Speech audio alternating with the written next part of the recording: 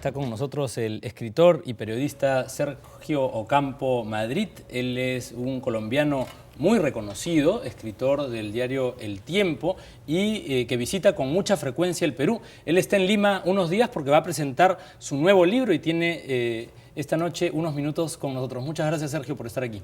Encantado de estar con ustedes, Luis Alfonso. Bueno, felicitaciones. Ahora vamos a hablar un poco acerca de tu libro, pero empecemos hablando un poco de Colombia, porque a nosotros nos preocupa mucho la situación que se vive allá, el tema de los atentados, nosotros que hemos tenido problemas políticos y de violencia recientes, ¿no? Vemos con preocupación la situación que ustedes viven allá. Tú escribes permanentemente en la prensa, ¿no? Y nos gustaría conocer tu opinión de lo que están pasando ustedes por allá, la situación de la política y de la violencia. Sí, estamos en medio de un proceso de paz que ha sido muy difícil por la estupidez de las FARC,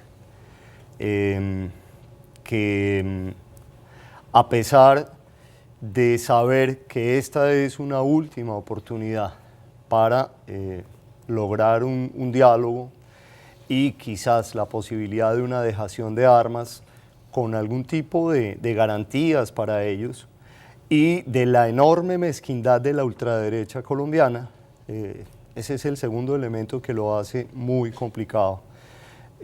Un proyecto político que más o menos puede fecharse su origen a comienzos de este siglo, con un expresidente que sigue siendo una figura pública muy importante, una figura pública con un gran ascendiente sobre la población. Entonces estamos en medio de esos dos extremos, con un presidente Santos, siento yo, con la buena intención, sin declararme santista, sin declararme oficialista, pero sí creo que hay una intención interesante del presidente de Colombia por sacar adelante un proceso de paz que es ahora o nunca, pero lo están dejando sin oxígeno los atentados de las FARC, la enorme estupidez de las FARC y la gran mezquindad de la ultraderecha colombiana.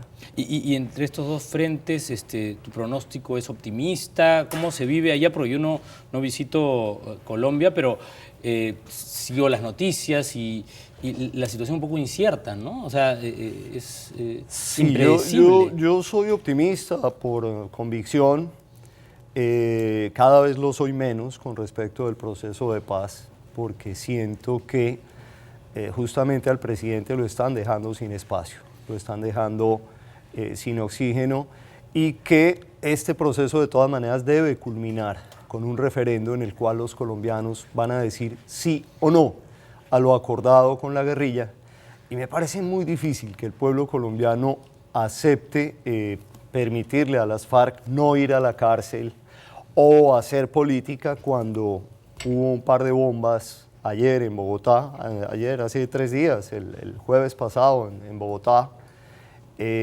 cuando ha habido atentados en muchos municipios, atentados de gran impacto ecológico, por ejemplo, derrames de petróleo, pueblos enteros sin luz durante muchos días.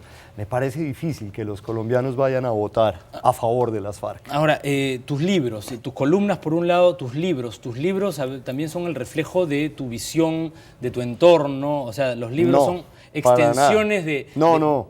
Cuéntanos un poco de este nuevo libro, son 11 cuentos, ¿no? Sí. Que se presenta además esta semana en Lima, ¿correcto? Sí, se presenta pasado mañana, el martes, a las 7 de la noche, martes 7 de julio, en la librería El Virrey. Aquí está el ejemplar de El amante fiel de medianoche. Este es un libro de 11 cuentos, 11 ¿correcto? relatos, sí. ¿Y de qué va un poquito? Y justamente no tienen que ver con la realidad colombiana, porque son la forma que asumí para poderme alejar de la realidad de mi país y más bien reflejar otro tipo de realidades que también corresponden a Colombia y corresponden al Perú, pero que no se quedan en la pequeñez de la violencia, en la pequeñez de la guerra, de las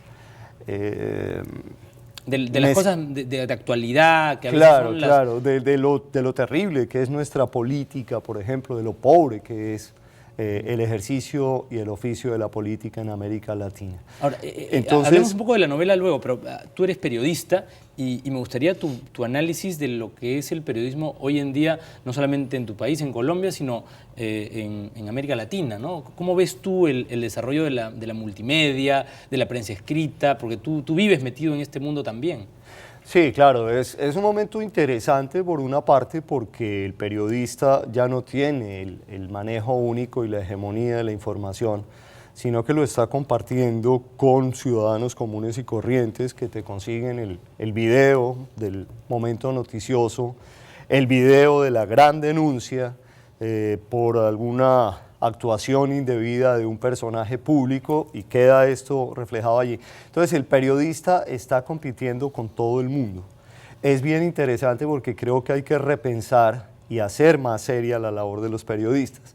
Pero al mismo tiempo en América Latina hay un fenómeno de amenaza contra la libertad de prensa que es muy real y que termina siendo extremo en casos como el venezolano, con cierre de medios o compra de medios por cuenta del poder, o muy extremo en México, en lugar en donde la prensa no puede informar y donde el Estado mexicano inclusive no tiene el control de vastos territorios. Ahora, hay dos temas, el tema, digamos, cuando el gobierno interviene, ¿no? y censura o controla, y también la situación que se presenta cuando hay grupos dominantes. En Argentina tienes el caso del Clarín, ¿no? Sí.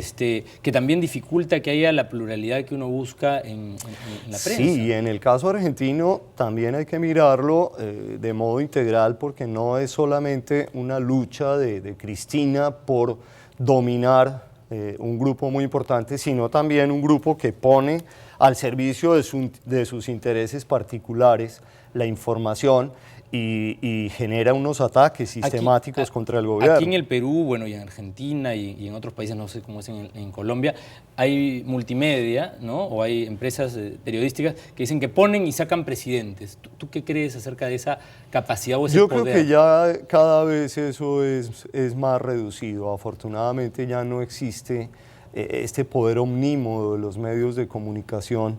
Y bueno, en nuestros países creo que sin organismos de control reales, nadie saca un presidente en estos tiempos. Creo que es bueno que los medios no tengan un poder absoluto. Me parece que es muy peligroso cuando los medios de verdad ponen y quitan. Además, para que haya balance, tiene que haber pluralidad para que el de la izquierda, el de la derecha puedan, ¿no? El ciudadano pueda cotejar opiniones, ¿no? Sin duda alguna. Hablemos, porque nos quedan pocos minutos para el tema de tu libro. Brevemente, se presenta esta semana en Lima, ¿no? Esta es una edición de... ¿Cuál es la casa editorial con la que se llama publica? Taller de Edición Roca. Es una casa de edición colombiana. Ya. Y se presenta entonces en el Virrey... En el Virrey, el martes 7 a las 7 de la noche, en el Virrey de Miraflores. Muy bien, Sergio, te agradezco muchísimo por estar aquí. Esta es tu casa y sería interesante cada vez que vengas aquí a Lima poder conversar un poco más acerca ya de tus publicaciones. Yo todavía no he tenido oportunidad de leer este libro, pero su trabajo literario es muy bueno y yo lo recomiendo. Luis Alfonso, gracias. Me hubiera gustado más hablar de literatura que de política y de periodismo, pero bueno, finalmente Colombia es un país interesante, un país en el que se mueve tanto la actualidad que entiendo que solamente me hayas preguntado cosas de... Lo que pasa es que el programa es político, pero no podemos por eso dejar de ver el tema cultural, el tema de la literatura y contarle a nuestros televidentes que pues estás en Lima y que pueden encontrarse contigo el martes. Pero es que mira que la política da para hacer cosas maravillosas en la literatura. Escuchaba a la ex primera ministra sobre el escándalo de 8 millones de pañales y pensaba qué gran cuento, qué gran texto literario podría salir de aquí. La realidad supera en América Latina a la ficción. Sí, una película incluso podrían hacer, ¿no? Una película, claro, un guión para el cartel de los pañales, alguna cosa así. Sí, no sé. Ponte a escribir, yo te doy toda la información y hacemos una novela los dos. Perfecto. Muchas gracias, Sergio, por estar aquí. Feliz noche. No te vayas todavía. Vamos a ir a una breve pausa y volvemos con el programa.